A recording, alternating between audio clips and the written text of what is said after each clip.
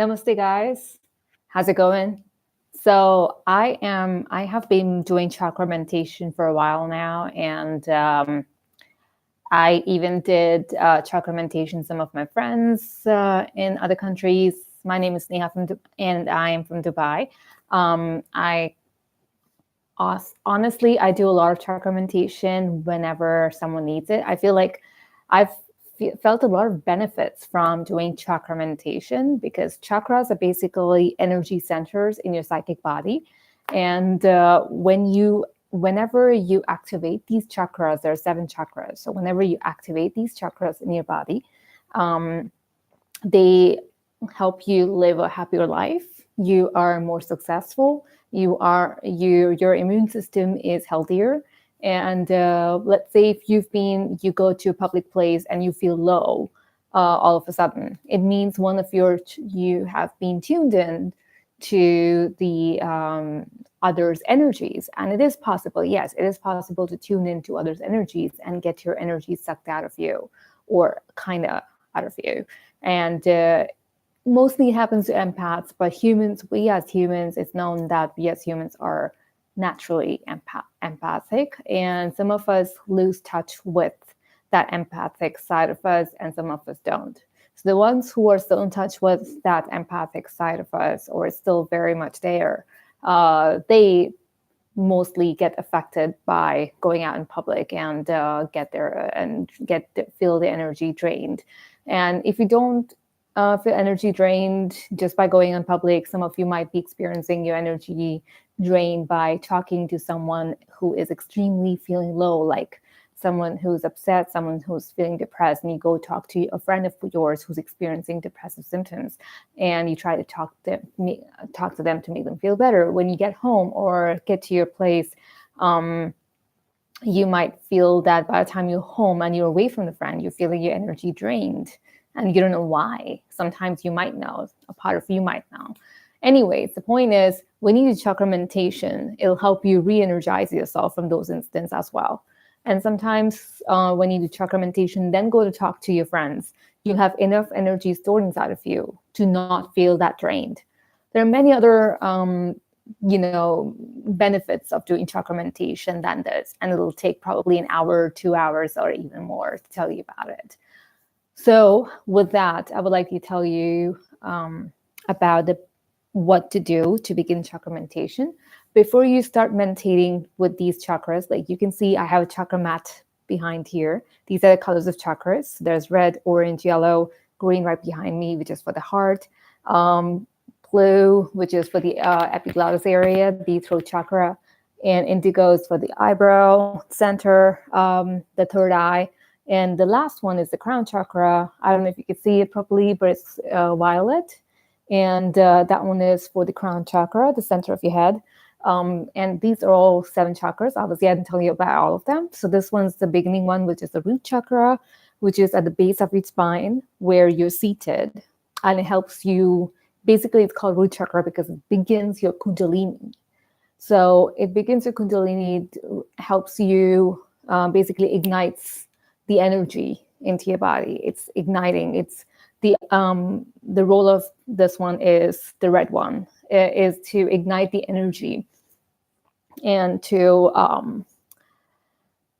basically get this, like to begin something. So if you know about Lord Ganesha in Indian culture and Hinduism, Lord Ganesha is considered to remove obstacles, and generally people remember Lord Ganesha or pray to him so that usually during the time when they're about to start something new in their life. So that's whatever they start new in their life, it's going to be successful without obstacles. So they call upon Lord Ganesha to remove obstacles. Similarly, Lord Ganesha in Hinduism for chakras is known to be the one that is basically a part of the root chakra. So I think the role of Lord Ganesha resembles what root chakra does. That's what I'm trying to say. And there are many other benefits. I'll put a link on our description soon after this to share more benefits of chakra meditation if you would like to read about it. since I'm on a short of time today, I will just go quickly through these chakras just to give you an idea about what they are. If you'd like to see more such videos from me after you liked what I did today, write me up and I will do more of these kind of videos, and we can get to know more about chakras together. This one, the second one here, this is the second chakra, and it is called Swadhisthana, sacred chakra. I think it's called sacred chakra. I'm sorry about that. But yeah, this is the root, also known as Muladhara. This is the second one, Swadhisthana, and this orange color, and it's located at slightly above the root chakra. So it's basically somewhere in the abdominal area, like lower abdominal area. So that's when you're focusing it, you don't focus it here, but you just kind of, when you focus on the abdominal area just to get the location right, and then you go behind to, I'm sorry if you can't hear me, let me know.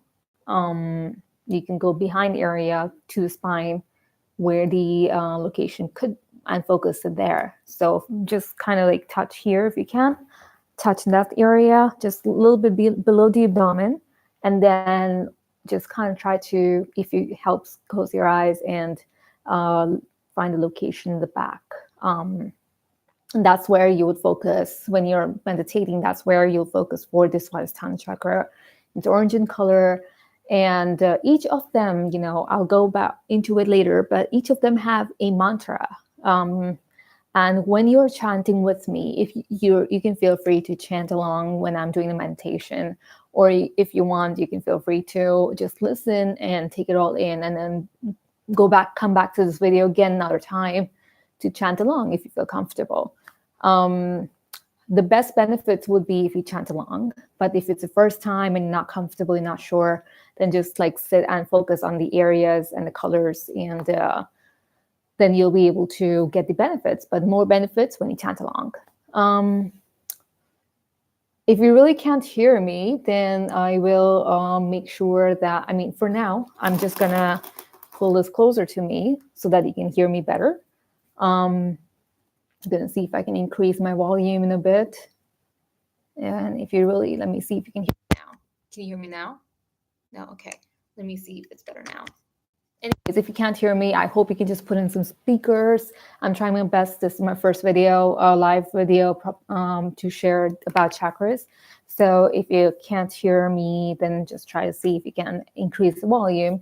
For the next time, I'll see if I can make some other arrangements to get a better video. All right, so we know about the orange one, which is the Swadhisthana chakra. And that I told you about the location. We know the location now. Next one, the third one is Manipura chakra, which is yellow in color. And it is located right below the chest, like right here. If you can see, it's about the belly button and below the chest, so it's been in between. And it's kind of, you'll feel this hollow area in between your ribs. You know, there's this kind of a hollow space between your ribs. That's the area where it's located. And that's this is called Manipura.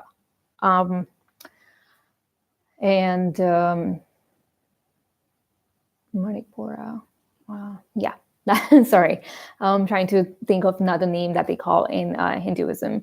But yeah, but you know, because I'm saying Hinduism is like, the reason I'm saying Hinduism because I'm Hindu myself, but chakra meditation is done actually in all the countries and all the cultures, whatever possible. You can go into Buddhism, like everywhere they speak about chakras and energy centers and how important it is to have chakras activated so that you can live a happier life, a fulfilled life. And that's the intention behind it, a healthier life, mental, physical, spiritual, emotional, all health to be healthy, all, you know. So that's basically why we're doing it today. And there are many more benefits, but we're not going to go into it today. So that's the yellow one. And I've told you about the location. I've told you the name. I'll come to the chanting mantra or the call out name, come to it later one by one. The green one is the Anahata, which is the heart. So it's center of the chest, and it's called the heart chakra. So it helps you flower the heart. This one is, I think, for liberation of fear, and helps you get over. I think it's also for, I think this one's for creative. I'll go into it in a bit. But see, the reason I'm not able to tell you right now is because I'm more in the space of wanting to do the chakra meditation. So what we can do today is I'm going to tell you briefly about what these chakras, where they're located, the names and the call out names, and how to do it. The next video, if you guys like this one, let me know. And the next video we can do one where I tell you about the benefits of each chakras, and why we do it, and all of that. But today we're just going to feel the benefits. We're going to experience it. We're going to see how it feels when you do the chakra meditation, and then we'll go deeper into it later. All right, so this one is heart region, flowering of the heart, and it's located here. The color is green, as you can see. This one's blue. This one's called Anahata, as I said earlier. This is Vishuddhi, and it's located at the epiglottis region, center of the throat. And it is the throat chakra, also known as Vishuddhi. And Vishuddhi is, obviously, you can see blue color. I can tell you one thing right now before we go into the next one, is that when you do Vishuddhi chakra meditation, I usually do Vishuddhi chakra meditation when I'm about to go somewhere and give a speech, a presentation, a workshop. And I usually just focus on this so that I'm able to speak what's needed to be spoken and what's needed to be heard. And so that like basically the reason is that Vishuddhi chakra helps a person with being able to communicate what needs to be communicated, and also whatever you communicating also gets received. So the message needs to be received, and also the right message needs to be communicated. So it should be given and taken. That's the reason. That's where it works the best. That's the reason why I do it. Anyways, moving on, we have the chakra that is the indigo one, which is the third eye chakra. And it is called Ajna chakra. So third eye, right in the center of the eyebrows. You can even take your finger and touch right in the center. Just do this like a frowny and kind of like put your eyebrows together and kind of touch it right here. And just close your eyes and get a sensation. Just do this twirly thing. Get sensation there, and you'll just kind of feel it after you move the finger away slowly, and you'll feel it. That's how you know which one is the, like just the sensation to get a sensation of third eye chakra thingy. And so that's the third eye. Hang on a second.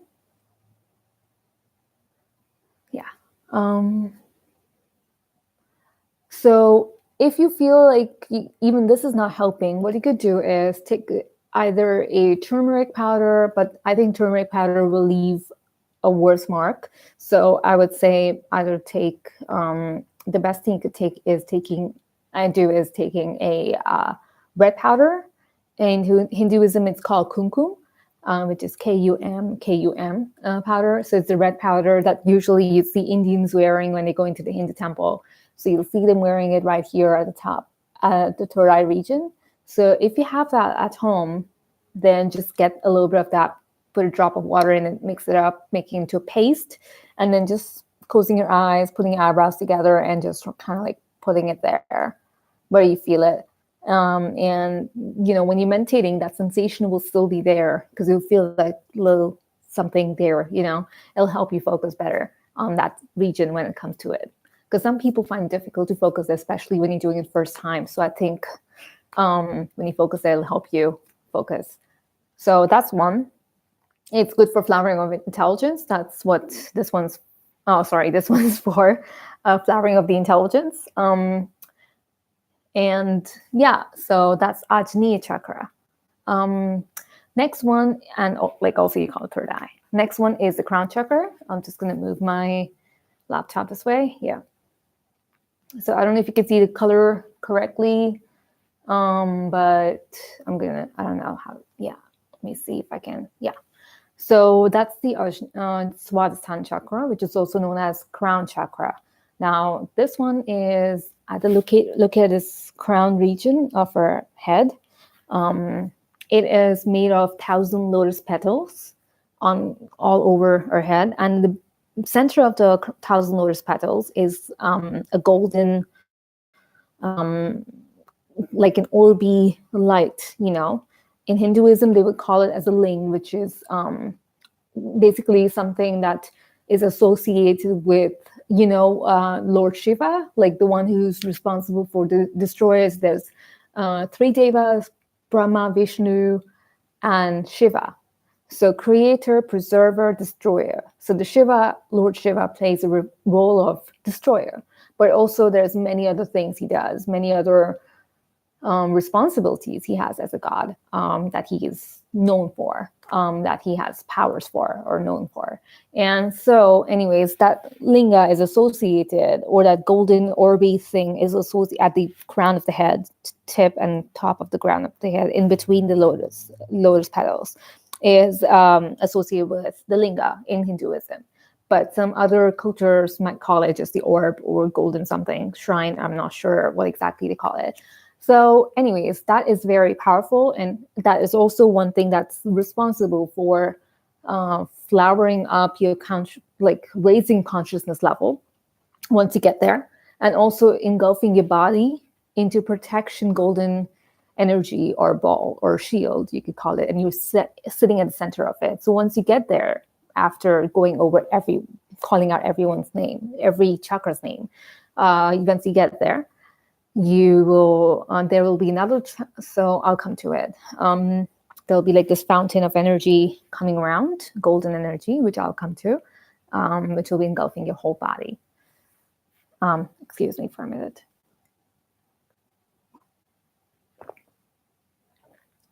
All right, so that's that. One thing, we've done 7 chakras now.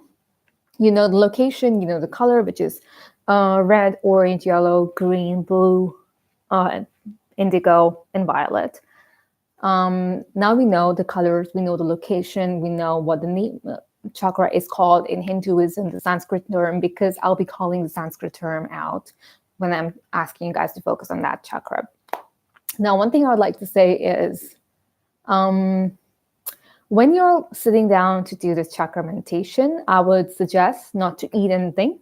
If you eat, do it on light or empty stomach. If you've eaten something, make sure that you do this meditation, if it's a proper full meal, make sure you do this meditation after 1.5 hour, minimum 1.5 hour of eating something.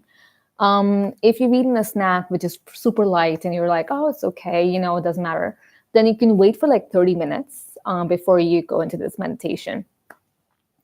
Also, when you're sitting down to do this meditation, try to either sit with the back resting somewhere, or make sure your back is erect. If you don't have a backrest, then make sure your back is erect. The best benefits you'll get would be by sitting cross-legged and sitting down cross-legged, so you can feel the earth beneath you, and or you could sit in the Islamic prayer posture, which is I'll show you.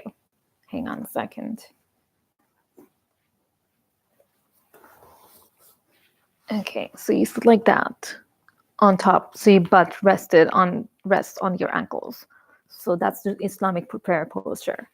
So either that, and if you have some knee problems and you cannot sit down in either of those cross-legged or the Islamic prayer posture, then see if you can sit on a chair. But I repeat, do not do this lying down, because then you will not get the right benefits from it. So you need to have back erect. If you can't keep your back erect for long hours, then keep your back erect, resting on the wall or backrest. If you can't sit on the ground because you can't sit for long hours and the ground feels hard, then see if you can have a yoga mat or something soft below you, like a big cushiony thing that you can keep below below you, and you can just sit on top of that. Another thing is that we'll come to the more important part of it in a bit. What was the other thing? Okay, if I remember, I'll mention it. Okay, so now that we've spoken about the logistics, the color, everything, I want to go to one more thing before we go chanting. And that is the mantras and the visualization. So, and you need to keep your eyes closed. Yeah, okay, yeah, I'll come to that too. Sorry. So the red color, for root chakra, there's a mantra. Everyone has a mantra. They call out mantra, they call out name, and we'll go into it now. So the root chakra is, the mantra for root chakra is lung, L-A-N-G, so lung. So this is how you call it out. Lung.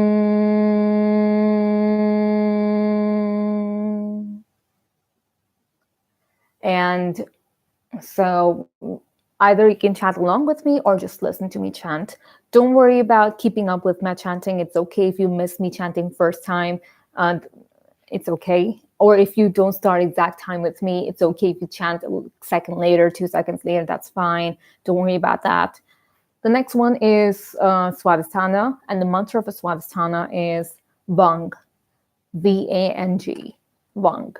So Vang, okay? So I'll just chant it out loud. Vang.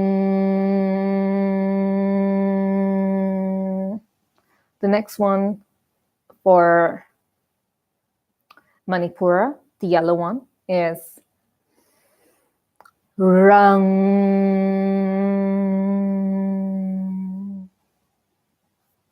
Anahata, Yang.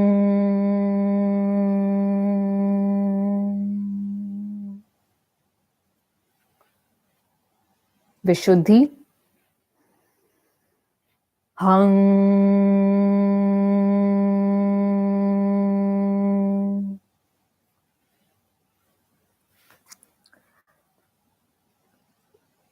Third eye, Ajniya.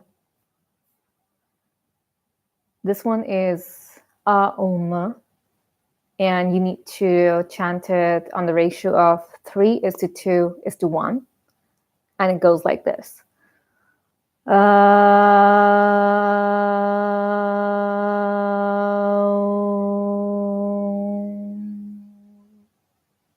So the A is the longest, the O is medium, and sound is the shortest.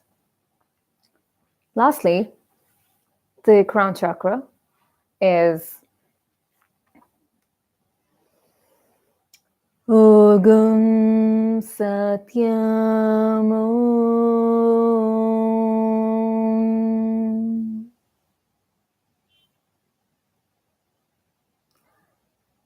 Okay, so that was oof.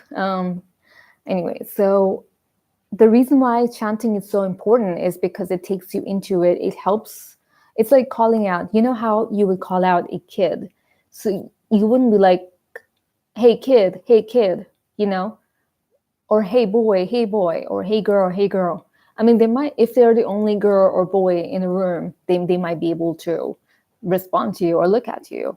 But if you want to call one particular boy or girl in a group of 30 kids, how would you get their attention? You have to call their name out. It's a similar thing, you know.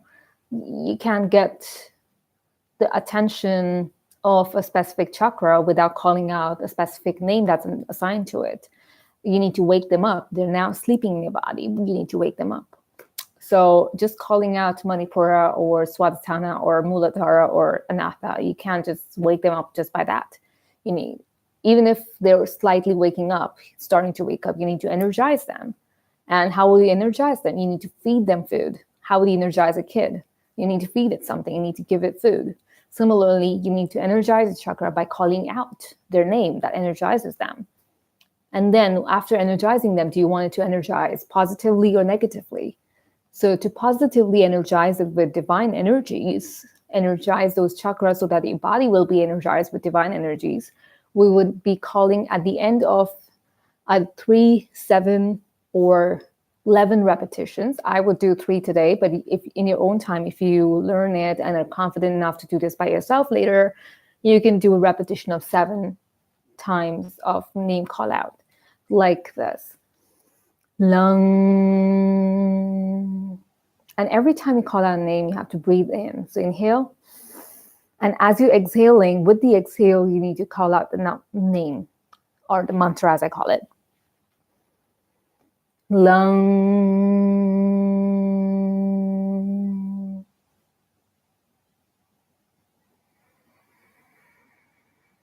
Lung.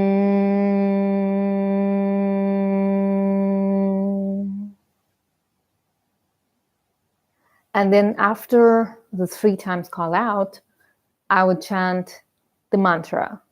Another activation with divine energies mantra, which is called Kundalini Arohanam. And I will chant that as well 3 times. So it's because the brain always listens to the brain works in a specific way where you have to call out either the repetition of 3, 7, or multiples of 7. And only then it registers, and information registers in the brain. So we will call out the Kundalini Arohanam 3 times. And when I'm saying Kundalini Arohanam 3 times during the meditation, then you need to visualize a bright golden fluid flooding your chakra, filling it up. And this golden fluid is a divine energy. Now you can choose to associate divine energy with whatever color you associate divine energy with. It could be white, it could be white, it could be violet. It could be any color that you associate with divine energies. So that's one thing. So when I chant Kundalini Arohanam, I visualize golden fluid. You can visualize any other color. And the Kundalini Arohanam will be chanted like this. Om Kundalini Arohanam.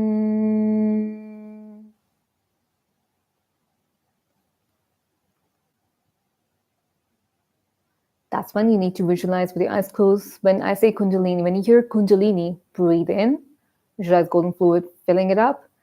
And when I say Arohanam, breathe out. With the exhale, visualize the Kundalini, the golden fluid is now starting to rise up from the chakra. And that's why I do 3 times of repetition, so that it's easier to visualize.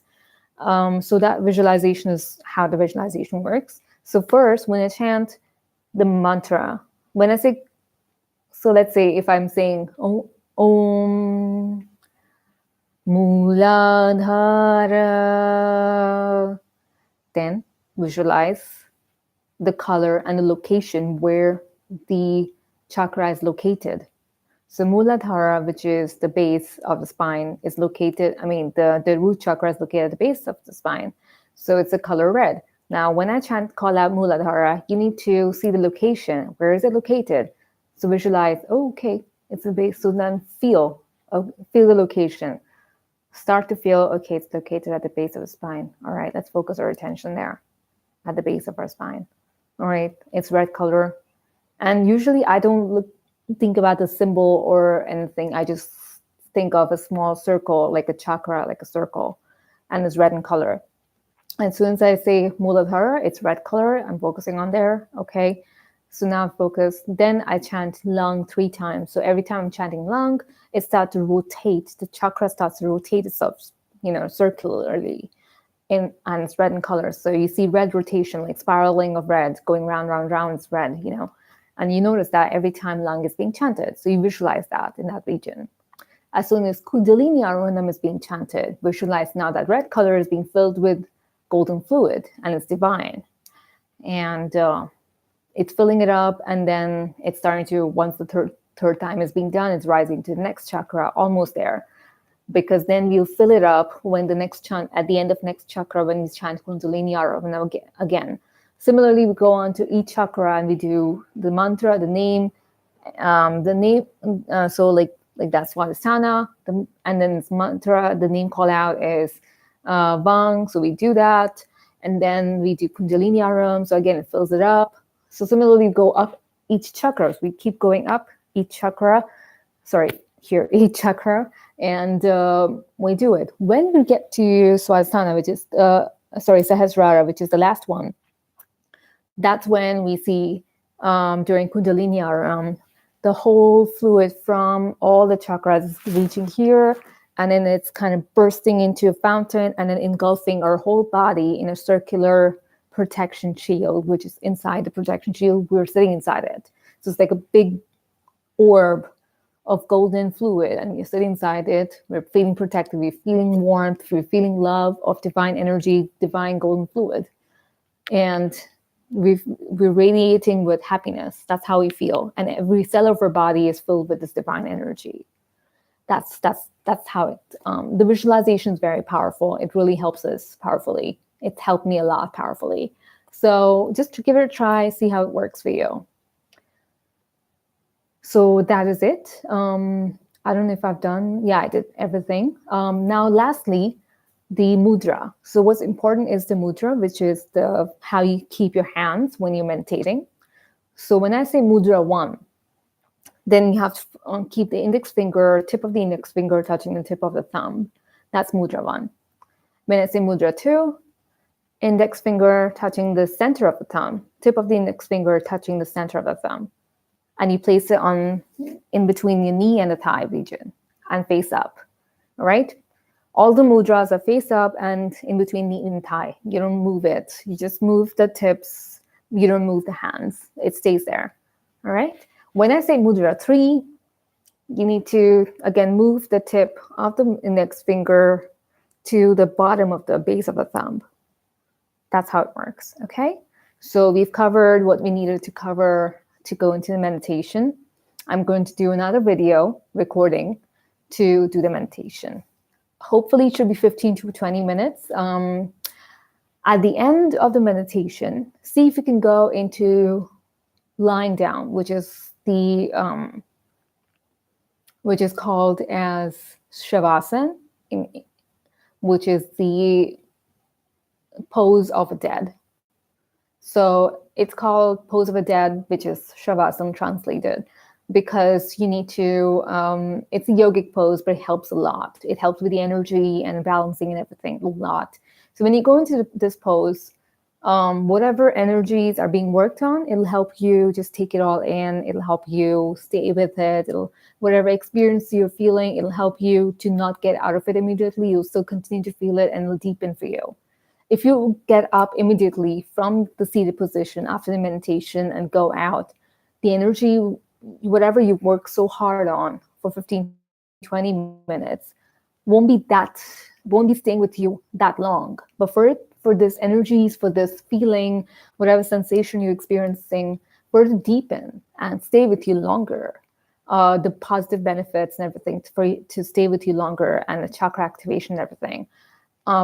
For that, you need to do lying down, which is Shavasana. When you go in Shavasana, remember to keep your hands on the side. So you're lying down and your hands on the side. Your palm should face up and there should be a little bit of distance between your feet. If you're 2 or 3 people doing this together and you're lying down in Shavasana, you're in a group basically, and you're meditating, watching this video and meditating together. Remember that there must be some distance between each person lying down. Do not touch, make sure you're not touching each other. Any part of your body shouldn't be touching the other person. The reason, I can't tell you right now. You'll know later. Next is, one more thing is that if you have an altar in a space where you're meditating, then make sure you do not face the feet towards the altar, but instead face the head. The back of the head should face to the altar. So you're lying down. So let's say my altar is behind me. I'm lying down this way to face, so my head is facing the altar. And that's more, you're being more sacred in that way, so that the energies are sacred and pure, and you're receiving the sacredness inside of you when you're meditating. If you want, before you meditate, you can light an incense stick, you can light a candle. Make sure you're not too close to candle somewhere up there, so that you can, if it's a scented candle, great. If it's not, that's fine too. Just to have some sacredness in the air and to feel sacred. And also make sure you clean the area before you meditate. If you're sitting in an unclean space, you won't feel that sacred meditation. You won't feel that good about meditation. So make sure you clean up the space before you get into the meditation, so you have all the benefits you can possibly have. If you have no time to clean it up, that's fine. Just make sure, if you're doing another time, to clean it up before you get into it. All right, with that, I take your blessings, namaste, and wait for the next video for the meditation. So this is all the instructions, and we'll do meditation in the second one. Thanks. Namaste.